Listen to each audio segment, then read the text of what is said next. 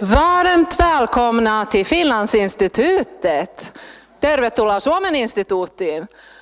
Welcome to the Finnish Institute in Stockholm and this opening night of our lovely exhibition, Serving Sculpture, Renewal of Finnish Craft and Design. And we're so happy that you're all here, that we actually have audience in our house. And a warm welcome also to you watching this at home. This is the 8th year in a row that we are hosting a design exhibition in our gallery during Stockholm Design Week. And this year we have the pleasure working with a Finnish design agency and online gallery, Oomarket. And the owners and co-founders of Oomarket, Milla Vahtera and Hanna-Kaisa Pekkala, they are also the curators of this fantastic design exhibition. So thank you so much, Hanna-Kaisa and Milla. We love you and we love your work. And we also want to say welcome to our fantastic designers. Tervetuloa Tukholmaan. And after this design talk, you have the opportunity to talk with the curators and the designers downstairs. And this exhibition, it highlights the change in form language, playfulness, sculpturality that has taken over the Finnish design scene. Traditional craftsmanship and new technologies intertwine into a sustainable and innovative artistic expression. A small-scale, design-focused creativity is challenging the norm of mass production and offering an ecological alternative. And tonight you're going to hear a lot more about this. And now I need some help from you in the audience, because now we're going to welcome on stage tonight's moderator, Lotta Alvar. And next on stage, Professor Emerita of Design and Craft History, Kerstin Wickman. Designer and artist, Milla Vahtera, curator of the exhibition. An artisan, artist and arts lecturer, Nina Westman. And ceramic and visual artist, Laura Pehkonen, and one of the designers also. So please, Lotta, the stage is yours and enjoy. Thank you so much. Thank you, and a warm welcome to this design talk. Are we okay with the headset? Yes, yes. So, new technologies, old techniques, evolving craft and design is the subtitle. And we had a nice introduction of all the speakers, but I'll just give a little bit more background, and I start with you, Nina. You're Swedish, and you are a glassblowing artist. Yes. Yes. And you have a background in the performing arts. Yes, in theater. Yeah. So welcome. Thank you. And then we have Laura. Are you set for? Yes. Do we hear you? Hello? Yes. Perfect. Yes. Laura, welcome, Pekkonen. And you are the only one working in ceramics in this exhibition. Actually, I am not. There is Laura Itkonen also, who yes, is working okay. with ceramics. Yes, you are, sorry. Yes, but with the objects. Yes, I have abstract, unique objects. Yeah, because there are also the wall works, you're correct. Yeah, sorry about that. Where are you, Laura? Sorry. Yeah. But yeah, I do work with wood and paintings also, but here in this exhibition I have ceramic works. And also represented at the Oomarket. Yeah. Yeah. And then we have Professor Kerstin Wickman.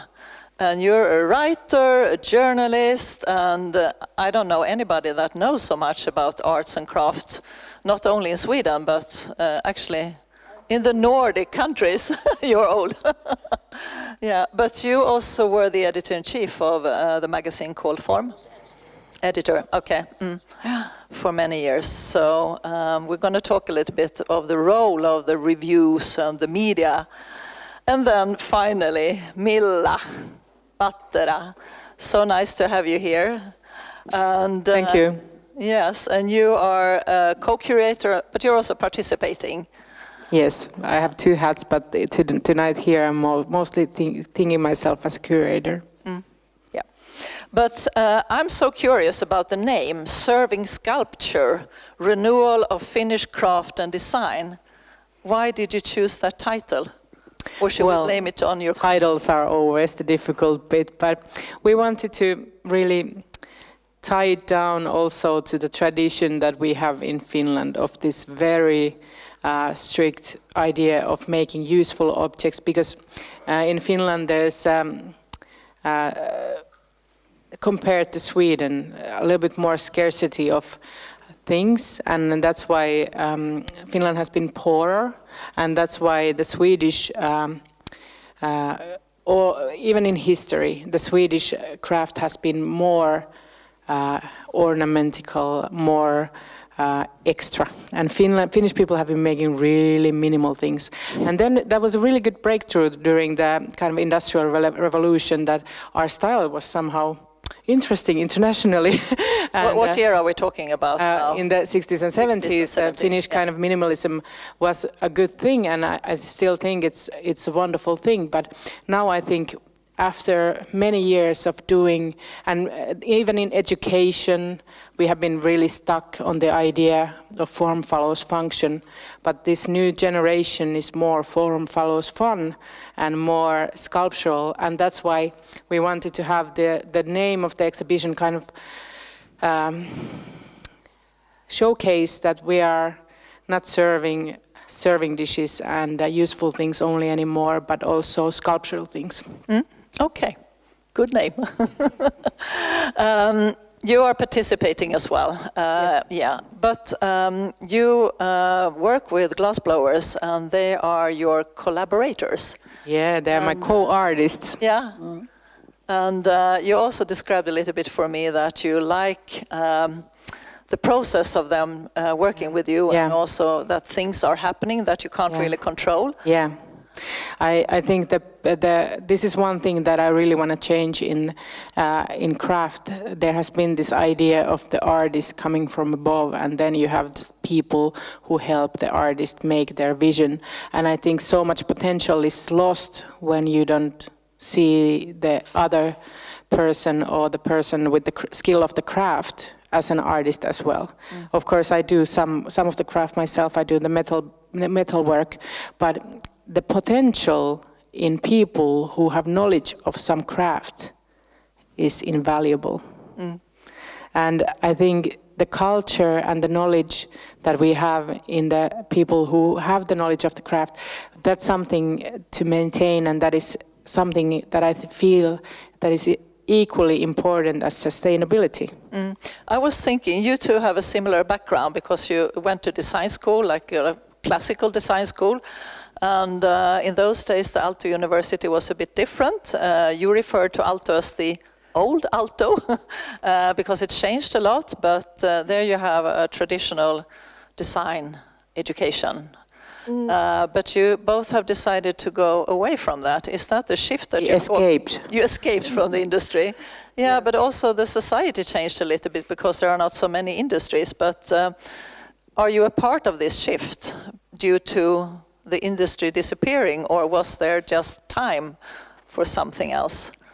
Well, for me, there was no industry when I was studying, and I guess I did studied in a design school, but I didn't thought myself as a designer. I studied in ceramic and glass department. I was one of the last years to graduate as a glass and ceramic designer or from that department. And when I graduated, there was no industry anymore in Finland, so it was for sure for me. Like there is no job where I could apply. So, but for me, it's difficult to answer this question because I was not interested in that also. Already from the beginning. Yeah. So during my last years of my studies, my master's studies, I already started to establish my own studio. I found a studio and space where to work with my art pieces, and I started to build up my artistic career. So I didn't want to look for the design jobs or that field. So I don't know how it was because I wasn't. So today you have your studio a bit outside. Yes, Helsinki? yes, it's a bit outside Helsinki, 30 minutes with train, and really nice old factory building with beautiful windows and bad quality floor that you can use can and mess not around. to be too careful. So Perfect. it's perfect for artists. Yes, I've been there for 10 years, so that tells you something that I have enjoyed the place. But Milla, you started up working as a designer. Yeah, like I've traditional been designer. teaching design as well in universities, and I think in my education there was a gap of the teachers, and maybe not even thinking that this is an alternative, because I think many people who find themselves in the creative industries, or in Finnish we have this word taideteollisuus, which is art industry, and I think it's a really good word for what we do. But I think it's similar in Swedish. konstindustri. Yeah, exactly. So I think many people actually have the kind of spirit of an artist, and then they kind of think, okay, design seems a little bit more reliable than just art. And I think many people who are in design education actually are artists at heart, but the education doesn't, in my experience in the schools that I teach even now, doesn't really meet that, doesn't give the students that much kind of support on creating a career similar to ours. And I think that is something that kind of needs to change, because many of the teachers still think that there is an industry to lean on. And we have another teacher here. I don't know if you want to comment. Nina, you work. Yeah, I'd like to comment. I think it's a really interesting discussion. It's something we always discuss at Konstfack, but we kind of changed the narratives throughout the years, because a lot of things have happened with the industry being. I don't want to say dying, but being minimized, and there not being jobs. So we talk about in discussions. We acknowledge that there are different fields in that sense. That you can be a designer, or you can be an artist, you can be a craftsman. But what we do, and also where Konstfack has taken sort of a kind of a stand, a leap, is that we have created a master program called Craft. And also at a bachelor, I teach. I'm a teacher I'm a workshop responsible and responsible for the glass education at Konstfack. We even in the BA level, we speak about us as crafts person, and what does that mean? It's more fluent. It's not. We do teach that there are different contexts. There is the context of art, and these kind of galleries is where they exhibit art, and this is a context of formgivning design. This is a context of craft and the platforms. So we kind of try to acknowledge that all of these, but we don't label. The students themselves can label what they want to be if they want to label themselves. So we have a fluidity, you can say, around that. But one thing that is really important when you speak about the craft is in the glass department. We have gone from when I went to Konstfack, and maybe more before that, the glass has been, you could say, it's been in the field of design, that there is a technician or a teacher that can help you to blow things that you can also be. But again, it's also because the industry is not there anymore. So if you want to go out in the industry for like doing your period of practice, is there anywhere where you can go, Skruv? Or there are some factories left. You have Reimyr, you have Kosta, you have Målerås. So there are a few ones, but there are many students actually. But we don't no students kind of go there at this point. This is not really how it works. But we do say that if you want to make a project, you want to really focus on design, you can work with, you can't produce all this here at our state government-funded school. But please try to make connections and start working if it is design. But we do open up. We really are working hard, and I think we're successing also with doing the glass accessible. The glass education that we have is really intensive. And what has happened at Konstfack now is a lot of people that had no prior experience are entering the world of glass, and you see new expressions. You see a lot of things happening also form-wise. Is this the shift? Is it the same shift in Sweden? Because you also mentioned when we were talking earlier a little bit that you feel it's changed a lot in Konstfack like in the recent years. And I think it might be a similar shift that you experienced in Finland because they're much more driven, the students now. They are really aware and they know where they want to go already. The students, I would say, but I think we have so competent students. I think they are so well aware of the field already from social media and being so able to present themselves in social media and immediately, very quickly start to sell things and talk about their work and the narratives. So the new technology is really of an advantage. Yeah, and that's similar a little bit to you market because you also benefited from digitalization. I was thinking, Kerstin, you have a long perspective on this. Yes, I was. Do you think there is a shift also in the Nordic countries? Really, the shift has been going on for a while, and now the students, they start to produce their own material. It's sand or clay or glazes, but they produce the glazes, they produce the different clays, they produce the different glass material. So from the beginning to the end, to the product which they sell. And if we take some history, my topic, I think in the 50s and 60s, when the students finished school, they already had jobs in the industry.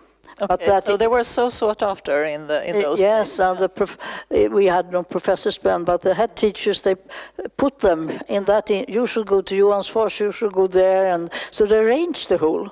I think they were having a good time. And so that is a great change. And I was always thinking, because you have been talking about functionalism, and during the Second World War, there was an exhibition with Finnish ceramic products from Arabia in Sweden, and it was artworks, because a lot of art pieces were made then.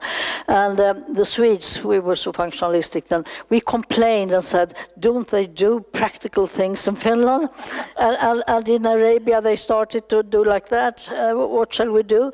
And then Kai Frank came, Coutier Kolm, so this shift towards functionalism. So in the same time, we are discussing all the time, why do you do that? And couldn't you do that? So but could you already see the difference between Finnish design or art compared to Swedish? I can't say today there is a great difference, but it has been perhaps up till today that you have always had a special feeling for material in Finland. We don't have exactly the same. This genuine material, as when I look at your pieces, for example, down in the exhibition, and other pieces, they are your pieces too.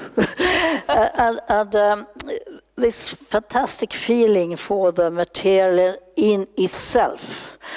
In Sweden, we are very much up to narratives now. We want to tell something. And to make a sculpture in itself is another thing than making a narrative. I think the two of them are good, so I have no idea about what is the best. But we learn from each other. And You also said that you're experimenting a lot with your glazings and Yes. you're doing your own material as well. It is fantastic what you do. I am so impressed. That's really something from Kerstin now. Yes. Yeah, we had a really nice talk downstairs, and I told something about my materials, and I want to add to your sayings that in Finland we do, for example, in ceramic we do have really a large knowledge of materials, because it's just for one person called, her name was Kyllikki Salmenhaara, and she used to teach and run the ceramic department in the 60s and the 70s, and she was really into... She was fantastic. Yes, into You're talking about the material. Alto school. Yes. So she was already before me, like in the 60s and the 70s. I didn't study then.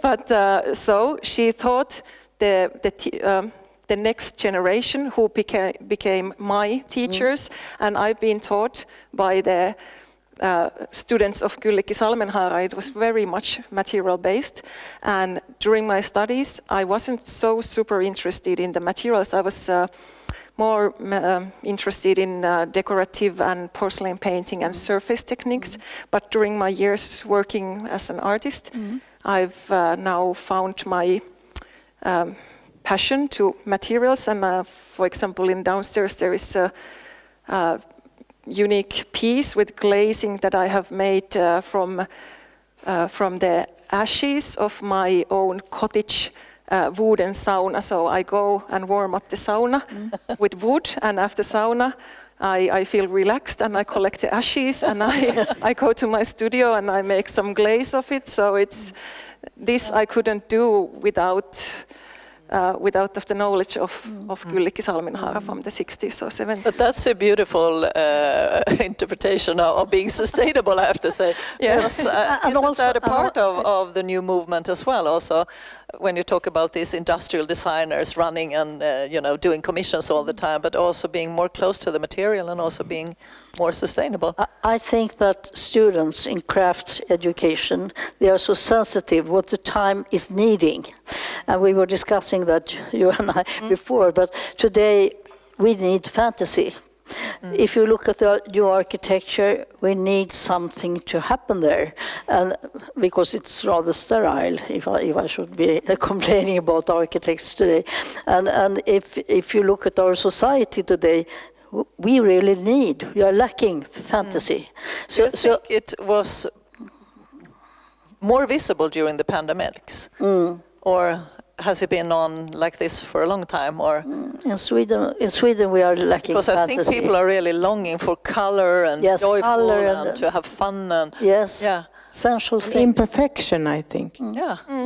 Imperfection, because I think there's a real hunger. I know what you're talking about. There's a hunger for something that is made by hand. Everything's so perfect. Everything has been double checked that it's good to go through the factory line, and nobody will complain about this being imperfect. And I think imperfections, and that's the most beautiful thing about craft is the human and the kind of the mistakes behind it. I think that there's a real hunger for that, and also for the story behind it. Yes, that's true. Is that also something I was thinking that is a part of the new aesthetics?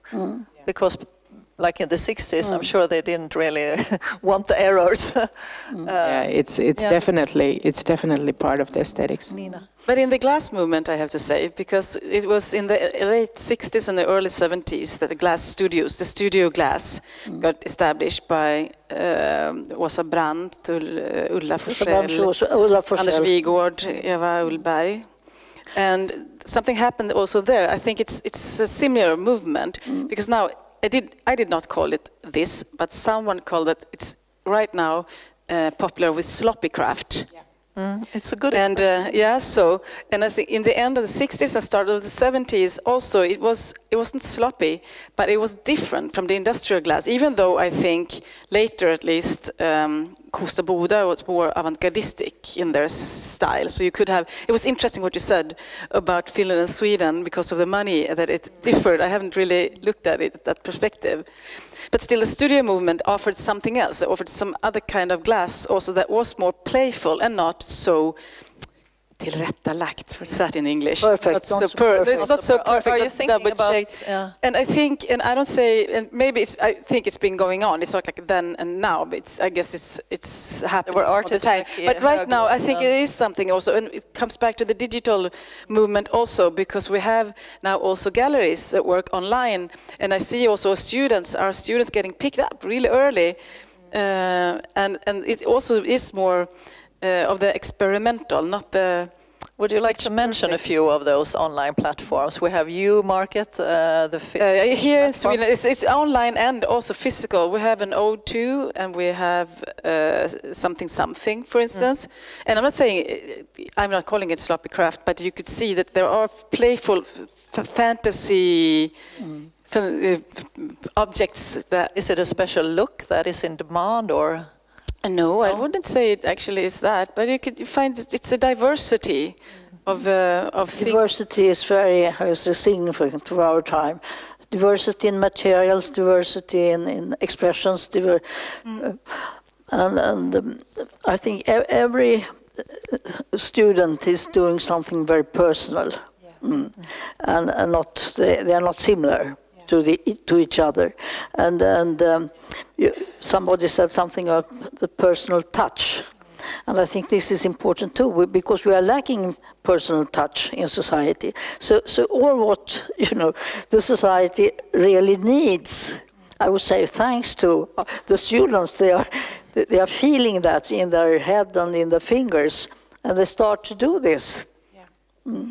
I was thinking a little bit about the gallery and the traditional gallery, where you have your artists and you follow them and they come back and do new exhibitions and so on. But what's the difference really? Because you are monitoring this digital platform and now you're curating this exhibition here. But in what way could you be the coach and...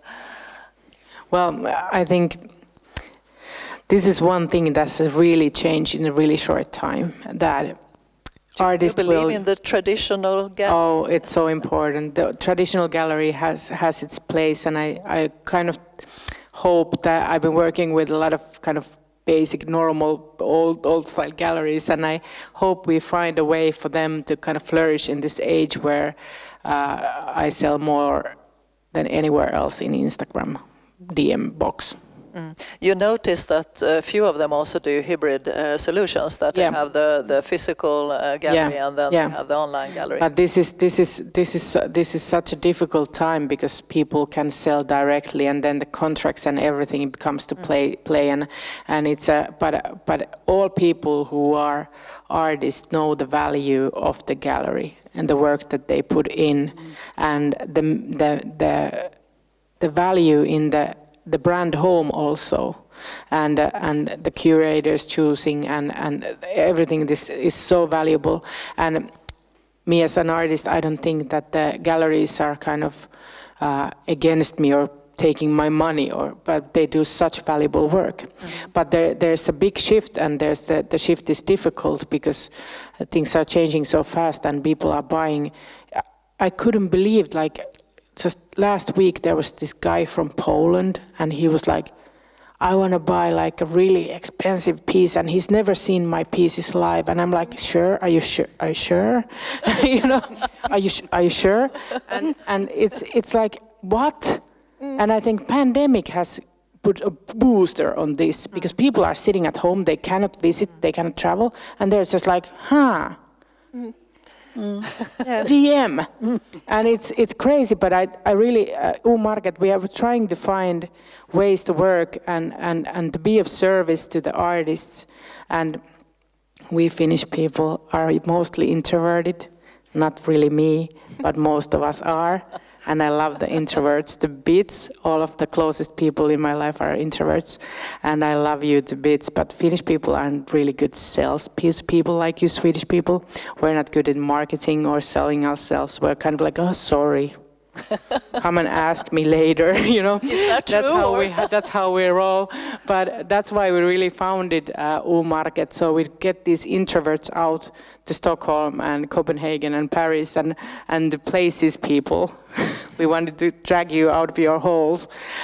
So that's one of the reasons. So we could kind of lift young people because there's so much potential kind of after schools, there's so much potential of people not being good at marketing, and then they kind of get lost this amazing talent. So that's one reason why we founded this. But I was there's thinking for sure this galleries are in trouble. Yeah, when you curate exhibitions and you go abroad, for instance, like you are here now, it's Design Week. What other kind of platforms do you think are important? And I was thinking, Nina, when you exhibit your work, how and where do you exhibit? You have a gallerist in New York, I think. I have a gallerist in New York. Yeah. It opened March 2020, this gallery.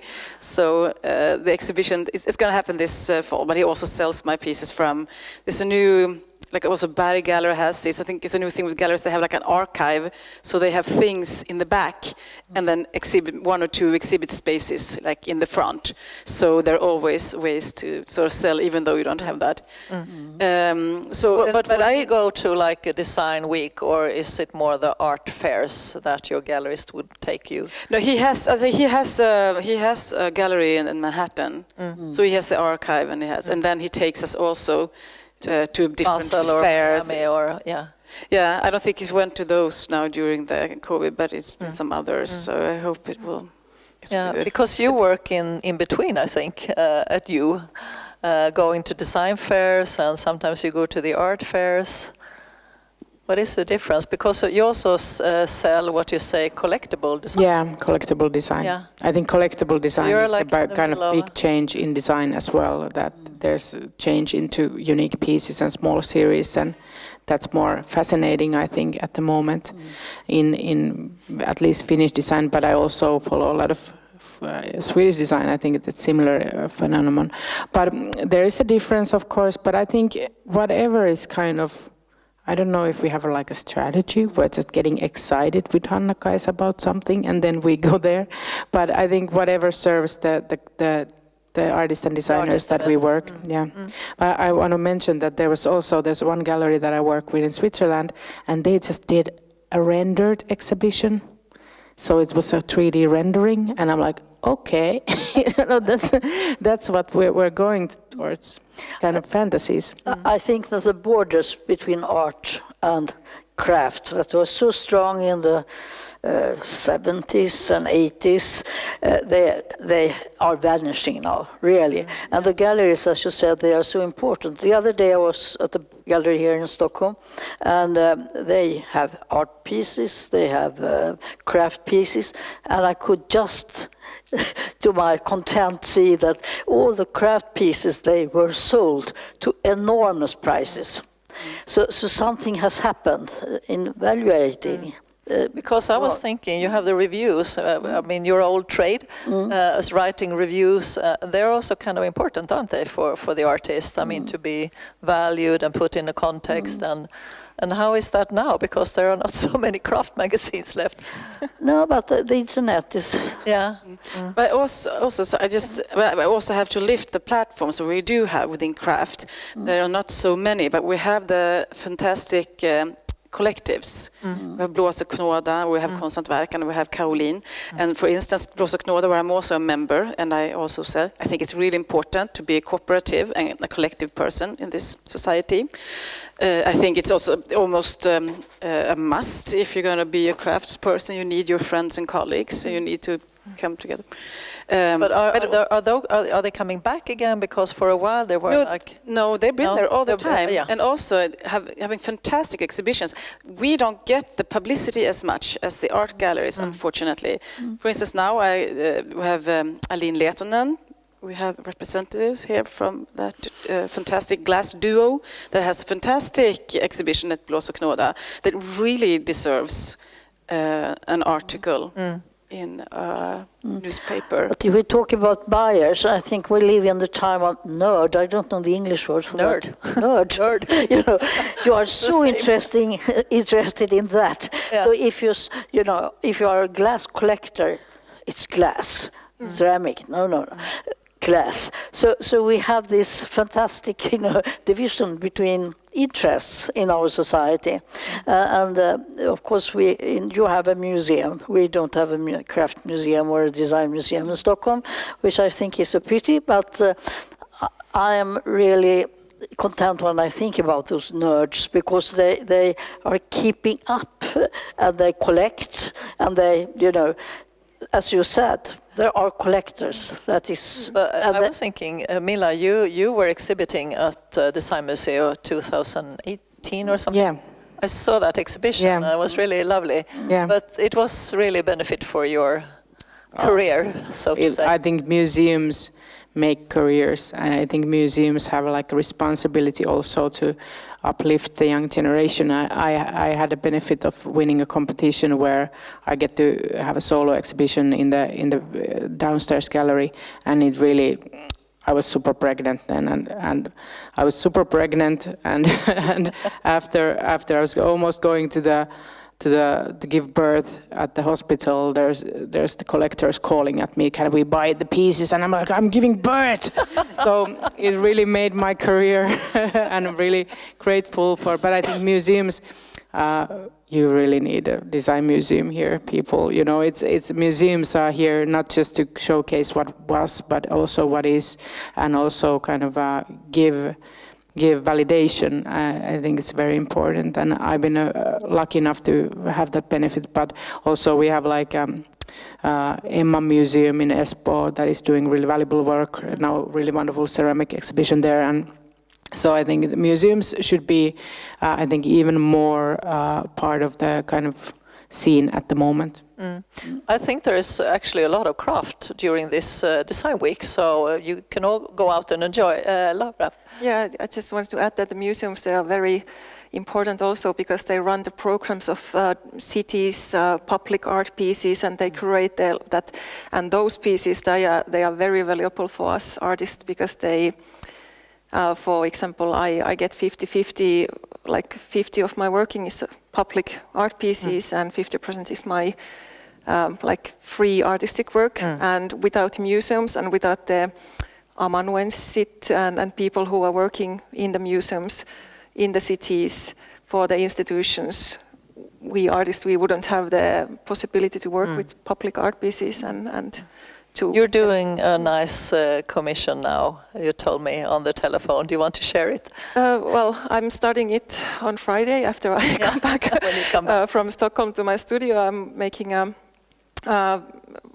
wall mural for Vaasa Hospital. It's going to be in 3 different levels, and it's inspired by the sea next to Vaasa Hospital, and I got it through a competition. So it's also important to send your portfolios out there and show what you do.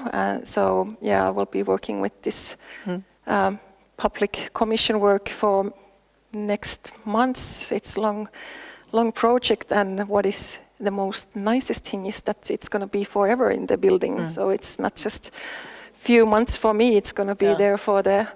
but you have your full artistic freedom. Not super full, not but in every because there's the commission, but, architects and they have like some color plans on the different levels, and there is, of course, there's the people who keep eye on the safety issues and everything. So it's actually quite strict. Okay.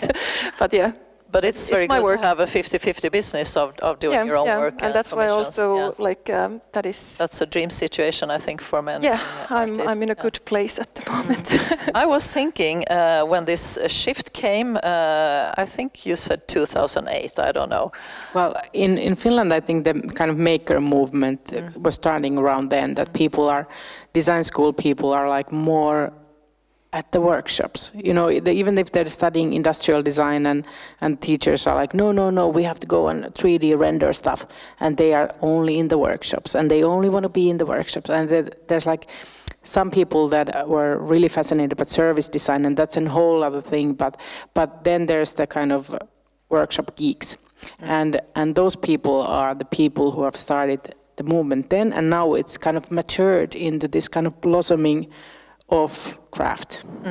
Because I think the techniques are very traditional, but the way of expressing or communicating is really changed. Do you agree with that? Is there the same shift with glass blowing that we teach? I mean, glass blowing is in a way glass blowing. What's new? What's new? Yeah, we have the same benches that had for 200 years. We have the pipes. Yeah. We have the newspaper and the wooden blocks. So it's actually we teach the traditional glass blowing. From knowing that, you can take the different steps and different way of using the glass, the mass, and so. But yes, it's we teach all the techniques in a way traditional. We have a spectra of the learning to cast, fuse and slump and blow. We do in 8 weeks. Our student gets everything. So, but it's the traditional, and from there, knowing that, you can jump and play with it. What do you say, Kerstin? I mean, back in the days when you were an educated industrial designer, of course you did the commissions, a different kind of commissions, but possibilities today. Yes, I'm sorry, I'm not educated as a designer, but you have been a lot at Konstfack as a yes, I have been well. at Konstfack, so I have been seeing what has been happening, and the commissions. They started 37, but as an idea that 1% of every building cost should go to art, so that everybody should be able to see the art. That was the idea behind that. But and today it's really important. And for a time I was sitting in a group deciding what sort of art pieces should be in the hospitals in Sweden, and we realized that the persons who were getting those jobs, they were craftspeople, ceramists, artists, or glass artists, because they know the whole scale. If we asked an artist to do this, they had to have 10 persons helping them to realize the pieces. That's so this knowledge, which you have through your education, is really an advantage. I was thinking we have this wonderful audience here, and we would like to bring you into this conversation. If you have a few questions, please pop them. We hear a baby somewhere, but and the art and the craft pieces, they grew bigger and bigger. If you compare to what is done in the 50s and early 40s, it was like that. Now they are enormous sometimes. I know, and it's something. It's an anecdote from my New York gallerist that the things I sent he sold so far was sort of this, because he was interested in finding out, and he thought there was like a middle segment, that it's not that expensive, still expensive, but still like a lower expensive. But now he said, nah, it wasn't good. So next batch that I'm sending needs to be big. I'm like, how big? Really big. And I was like, no. Glass, that's a difficult brief. Yeah, but it's interesting, and I'm kind of against that. I'm like, it doesn't have to be good, because we have this old glass, like, if you can't make it good, make it big. If you can't make it big, make it blue. It's from the 90s, sort of, but the blue is coming back now also. But it's, I think it's interesting that you mentioned that, because it's really... Is it because homes are bigger now? Like people have more space for art? More money. Question. More money, and More they money, want to maybe. show what they have. And of course, Do we have any comments or anybody who wants there to are have some the word? people who can afford to have big flats today. Do we have some questions from There's the a other question Finnish there. designers and artists? Oh, there is one. I can understand that you are very, very clever in your work, and I heard very much about this. But I want to know what means colors to you? Color pink, color red. What do you think about colors? Because I know that the world is very black, and black is nothing to me. So I want many, many, many colors in the world, and I hope that you can create something with with this kind of colors. What do you think about this? Who are you directing the Who wants question to answer? all of Do you us? want to answer the Yeah, well, question? I have a Laura, please. I have a problem with pink because it's such a good color in ceramics. I would like to put it everywhere because pink creates a beautiful contrast to darker colors and earthy colors. So my problem is actually that I would like to add too much pink to my works. Downstairs there is one pinkish sculpture where you can see how I use pink with other colors. Combine it with brown or black, but yes, I truly try to reduce my pink mode at the moment because I cannot put it everywhere all the time. I'm also very aggressive with color and also with pink, as you can probably see. but I think that is also something that we actually have selected. There's about half of our designers are more of the muted colors and half are like extra color. Can we bring more color? And I was, because I'm wearing two hats, I was asking Hanna-Kaisa many times, can I bring one more color to the exhibition? Is one more color too much? So pink is fantastic and color is fantastic. And I think after this very bizarre time that we've lived through, we need color in our life.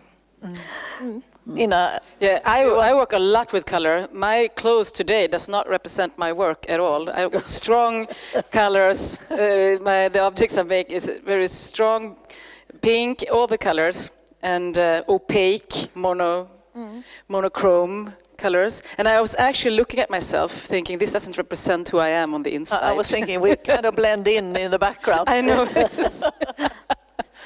I was at a boring meeting before, which was not so I had to dress in black. but what is happening also now, you are sitting here, three fantastic glass artists, and they are females. When I was looking at the history, I did see all these Finnish great heroes, they were all men. And they had the exhibitions in Milano. It was the same in Sweden, I think, for many years. Yes, it was the same. What has been happening during the last decade is that the females, the women designers, they have really went to the avant-garde, to the front. And how this will end, I think, is very... I hope there will be no end. I hope in some point it will end in equality, Yeah. in the perfect equality of humans.